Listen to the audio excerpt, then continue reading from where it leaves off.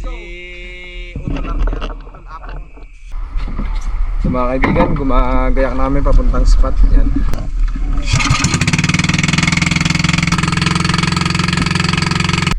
Tara na mga kaibigan. Ang ano ha?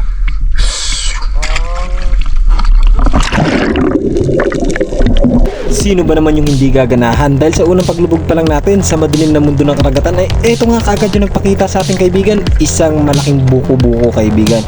Isang klase ng bagulan sa pulkang buko-buko ka. Buko-buko nga pala yung tawag namin sa ganitong klase ng cuttlefish kaibigan. So bali may dalawang klase ng cuttlefish dito sa probinsya ng Palawan, yung giant bagulan at eto yung buko-buko na hindi nga ito lumalaki ng gusto. Maabot na ng 1 kilo hanggang ka 1.5 kilo yung timbang ng ganitong klase ng cuttlefish kaibigan. Ito pa kaibigan yung masarap na surahan. Naging excited nga ako dito kaibigan sa pagtusok sa surahan dahil gusto nga natin kagad itong iawin, kaso nga lang ay yung resulta ay hindi naging maganda kaibigan.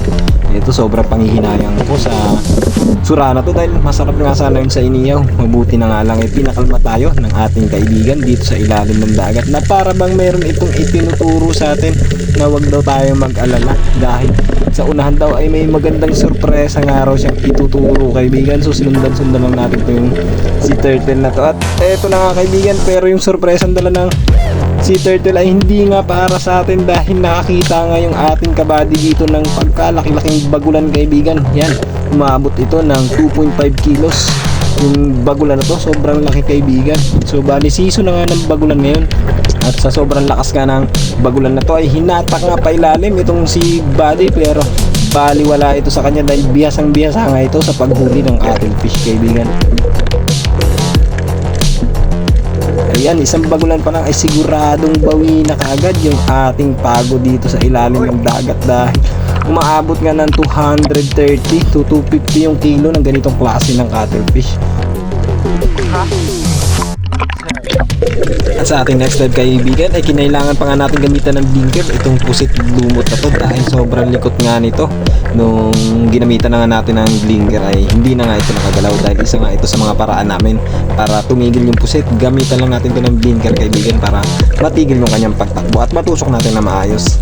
Alright, at ito pusit lumot na walang kasawa-sawa tayong nanghuli nito dahil mahal nga rin yung ganitong klase ng seafood kaibigan. At ito pa kaibigan, muntik pang tamaan yung sibilyan. Buting na lang hindi siya dumiretso at hindi naman talaga siya yung ating target dahil yung target natin itong masarap na rabbit fish na talagbago kaibigan. Nagsisimula na naman ngang lumakas yung alon dito sa spot kaibigan kaya inagapan na namin mag-dive para na sa ganun bago dumating yung malakas na mga alon ay makahuli tayo na kahit pang ulap nga lang kaibigan. At ito sa ating next dive ay pinahirapan tayo ng danggit na to dahil hindi nga nakaload yung ating panabit. Tinusok nga lang natin to pero yung dumudulas nga lang sa kanya yung ating bala kaya wala tayong choice kundi umahon.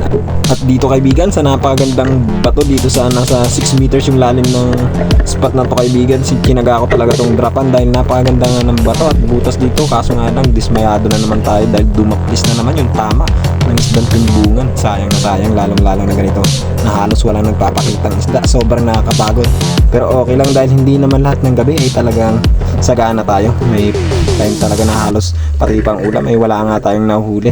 Mabuti na nga lang itong body natin na si Utol RJ ay ayan, pagkasarap-sarap ng mga seafood yung kanyang nahuli kaibigan. So bali huli yan ni Utol RJ kaibigan. Yan, talagang nakadali siya ng 2 surahan. Meron din sana tayo niyang mga yan, kaso nga lang hindi nga para sa atin. Ang importante kahit pa paano ay nabibiyaan tayo ng pang-ulam. Kaya ayun, thank you sa inyong panonood kaibigan. Sariwang sariwa. Jackpot na naman. Hello, laking bagulan oh. Oop, kumalun pa.